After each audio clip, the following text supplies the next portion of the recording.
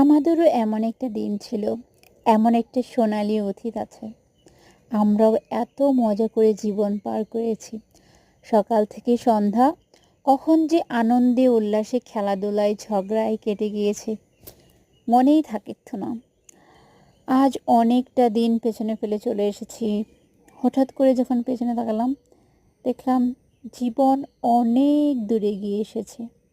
আর ছেলেবেলার জীবনের সাথে জড়িয়ে নেই, জড়িয়ে আছে কিছু স্মৃতি আর কিছু সুন্দর মুহূর্ত, যেগুলো দেখলেই চোখের সামনে ভেসে ওঠে আমাদের ছেলেবেলা, আমাদের গল্প, ছেলেবেলার গল্প, ভালোবাসার গল্প।